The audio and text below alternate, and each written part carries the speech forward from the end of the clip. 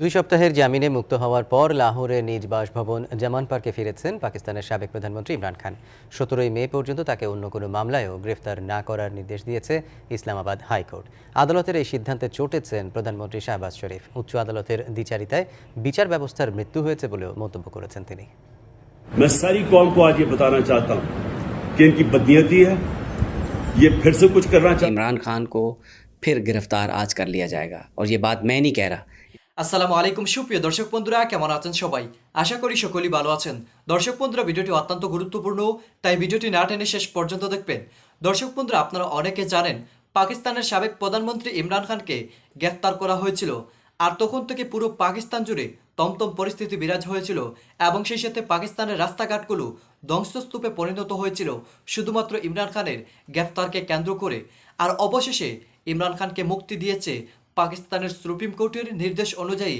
আর পাকিস্তানের supreme court Imran খানের নির্দেশ দেওয়ার পর থেকে পাকিস্তানের রাস্তাঘাটগুলোতে এখন আনন্দ উল্লাসে মেতে উঠেছে ইমরান খানের সমর্থকরা এবং সেই সাথে ইসলামাবাদের হাইকোর্ট থেকে তাকে 2 সপ্তাহের জন্য উন্মুক্ত করে দিয়েছে এবং এই 2 সপ্তাহের ভিতরে ইমরান খানকে গ্রেফতার করতে পারবে না।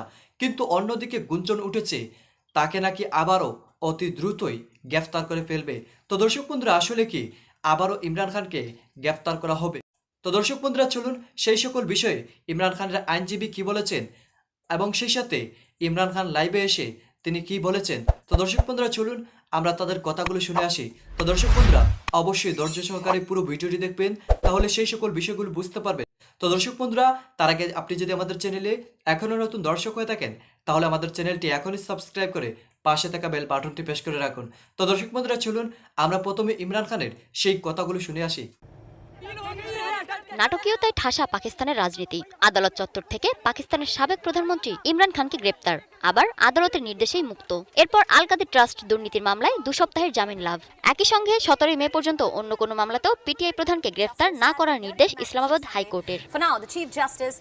জামিন পেয়ে 4 দিন পর লাহোরে নিজ বাসভবনে ফিরেছেন ক্রিকেটার থেকে রাজনীতিবিদ হওয়া ইমরান। তবে এখনই হাল না ছেড়ে যে কোনো মূল্যে ইমরানকে গ্রেফতারে মরিয়া শাহবাজ শরীফের সরকার। দেশটির স্বরাষ্ট্রমন্ত্রী তো হুমকি দিয়েই রেখেছেন সাবেক প্রধানমন্ত্রীকে আবারও গ্রেফতার করা হবে। ইমরানের জামিনে দেশজুড়ে সহিংসতা ছড়িয়ে পড়ার আশঙ্কায় ইসলামাবাদে 144 ধারা বলবৎ রেখেছে পাকিস্তান সরকার। সহিংসতা ছড়িয়ে পড়া ঠেকাতে 17 মে পর্যন্ত বন্ধ থাকছে ইন্টারনেট সেবা। এজন্য টেলিযোগাযোগ নিয়ন্ত্রণ অফিসকে কারণ দর্শানোর নির্দেশ দিয়েছে আদালত। ইমরানকে জামিন দেওয়ায় আদালতের উপর নাখোশ প্রধানমন্ত্রী শাহবাজ শরীফ। পিটিআই নেতৃত্ব দেশকে ধ্বংসের পথে ঠেলে দিচ্ছে। এরই মধ্যে আমরা অনেক চ্যালেঞ্জের মুখোমুখি। আদালতের দ্বিচারিতার কারণে আজ পাকিস্তানের বিচার ব্যবস্থার মৃত্যু হয়েছে। আল কাদের ট্রাস্ট মামলায় গেল মঙ্গলবার আদালত প্রাঙ্গণ থেকে গ্রেফতার করা হয় ইমরান খানকে। পরদিন তার গ্রেফতারকে অবৈধ ঘোষণা করে মুক্তির নির্দেশ দেয় পাকিস্তানের সুপ্রিম কোর্ট। মিনা ফেরদাউস, ডিবিসি নিউজ ডেস্ক। अब 3 घंटे हो गए हैं। 3 घंटे से मुझे इन्होंने यहाँ रखा हुआ है अदालत के अंदर, जाने नहीं दे रहा है। कभी कोई बहाना मारते हैं, कभी कोई बहाना मारते हैं। मैं आज सारी कौम को कह रहा हूँ कि अदालत ने मुझे हर जगह बेल दे दी है, मेरे ऊपर अब कोई केस नहीं है, मैं आज़ाद हूँ। उसके बावजूद इन्होंने मुझे यहाँ किडनैप किया हुआ है, ज़बरदस्ती रखा हुआ है। मैं सारी कौम को आज ये बताना चाहता हूँ कि इनकी बदनीयती है, ये फिर से कुछ करना चाहते हैं। सारी कौम तैयार हो जाए कि एक जब अदालतों के फैसले नहीं माने जा रहे, जिस मुल्क के अंदर कानून की हैसियत ही ख़त्म हो गई है, तो अवाम को पुरअमन एहतजाज करना चाहिए। नहीं तो हम भेड़ बकरियां बन गए हैं। अब जब आइन की भी कोई परवाह ना हो, जब कानून की भी परवाह ना हो, जो ताकतवर हो, जो मर्जी चाहे, कि अदालत ने फैसला कर दिया कि मैं आज़ाद हूँ। 3 जजेस ने हाई कोर्ट के फैसला किया है, उसके बावजूद मुझे यहाँ रोका हुआ इन्होंने पिछले 3 घंटे से। मैं सारी कौम को अभी बता रहा हूँ, आप पुरअमन तरीके से एहतजाज के लिए तैयार हो जाए। जो इतलात हैं उसके मुताबिक पूरी तैयारी कर ली गई है कि खान साहब को दोबारा से गैर कानूनी हिरासत में लेना है।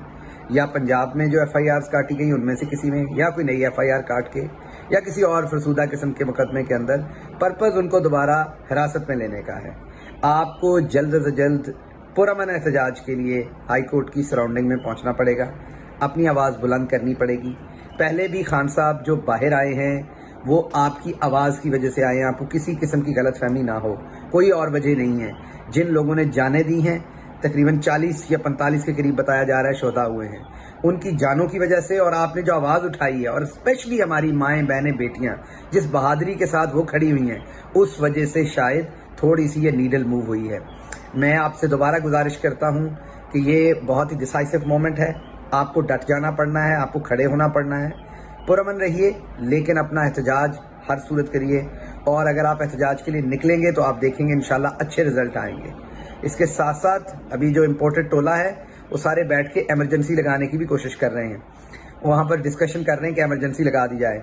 उसमें ये भी डिस्कशन इन्होंने किया है कि शायद अगले 3 से 4 दिन के लिए इंटरनेट को मुकम्मल बंद कर दिया जाए ताकि आप VPN पे भी इस्तेमाल ना कर सकें।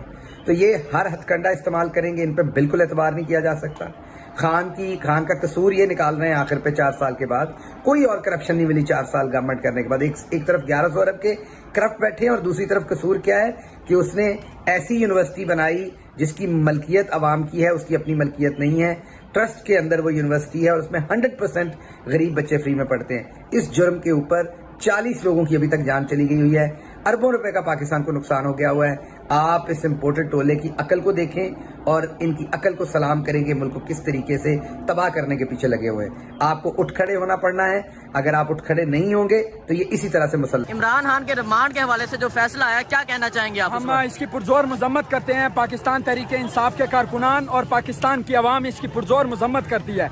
कल जिस तरह इन्होंने तजलील की है गिरफ्तारी के वक्त, ये जितना गम और गुस्सा आपने कल देखा और जो आज इन्होंने जो अवाम का गम और गुस्सा था, ये कल जो जिस तरीके से इन्होंने गिरफ्तारी की है, वो साबिक वज़ीर आज़म था, वो उम्मत मुस्लिमा का लीडर था, कोई चोर डकैत नहीं था। जिस तरह आपने उनको पकड़ के जो है अंदर लाया, इंशाल्लाह इसका हिसाब होगा।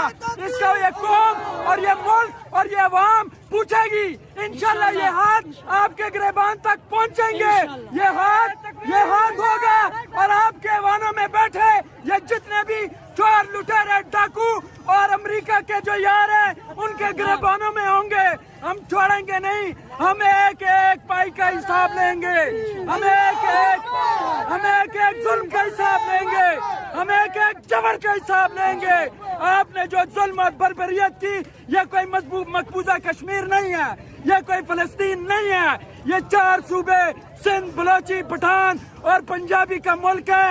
और यही 4 सूबों में रहने वाली आवाम फैसला करेगी।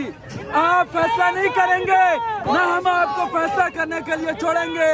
इंशाल्लाह इस मुल्क में जो आवाम फैसला करेगी वही होगा इंशाल्लाह। अच्छा, मुझे कौन बताएगा पाकिस्तान?